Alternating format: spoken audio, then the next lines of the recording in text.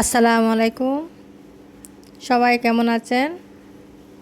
আশা করি সবাই ভালো আছেন। আজকে চিংড়ি বোনা রেসিপি নিয়ে হাজির হয়ে গিয়েছি। আমি খুব সহজেই চিংড়ি বোনা করে থাকি। প্রথমে হাঁড়িতে পেঁয়াজ দিয়ে দিলাম, পেঁয়াজটা একটু ভেজে নিচ্ছি।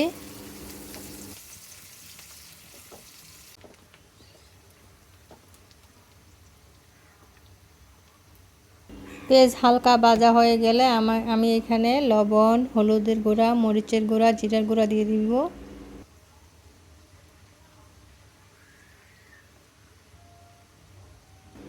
আপনারা চাইলে যারা আদা রসুন বাটা খান, আদা রসুন বাটা দিতে পারেন। আমি যেহেতু আদা রসুন বাটা খাই না, তাই দিইনি।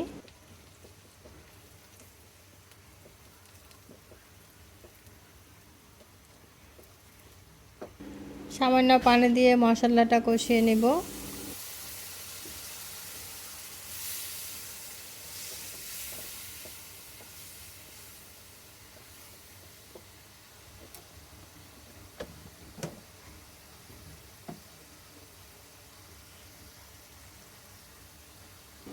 কয়েকটা কাঁচামরিচ দিয়ে দিব।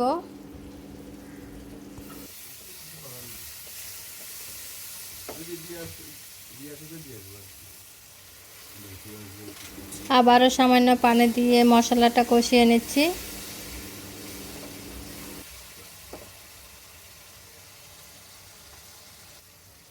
কষানো হয়ে গিয়েছে, আমি এখন চিংড়ি মাছ দিয়ে দিচ্ছি।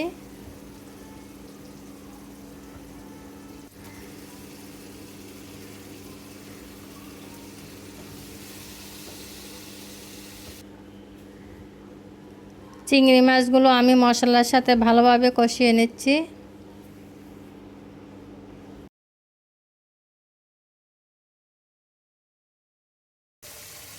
আবারও সামান্য পানি দিয়ে দিয়েছি।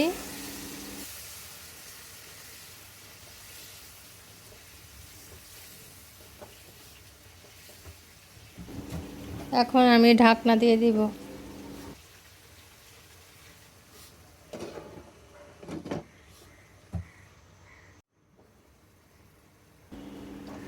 ঢাকনা খুলে আবারও নেড়ে ছেড়ে দিচ্ছি।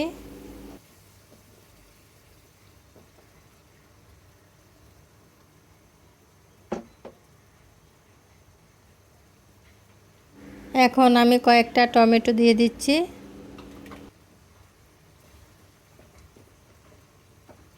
চিংড়ি মাছ ভুনাতে টমেটো ব্যবহার করলে ভালো হয়।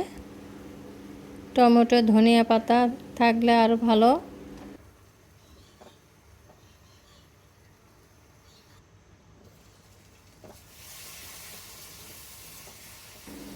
ঢাকনা দিয়ে আরও কিছুক্ষণ কষিয়ে নিয়েছিলাম।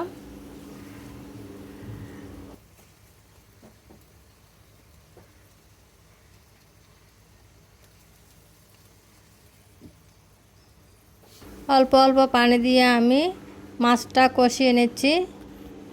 এখানে বেশি পানি দিতে যাবেন না। রান্নাটা হয়ে গিয়েছে, ধনিয়া পাতা দিয়ে দিচ্ছি। ভিডিওটি ভালো লাগলে সাবস্ক্রাইব করবেন, পাশে থাকা বেল আইকনটি অন করে দিবেন। পরবর্তী ভিডিও পেতে আপনাদের সুবিধা হবে। আজকের মতো ভিডিওটি এখানে শেষ করব। সবাই ভালো থাকবেন। আল্লাহ হাফেজ। আসসালামু আলাইকুম।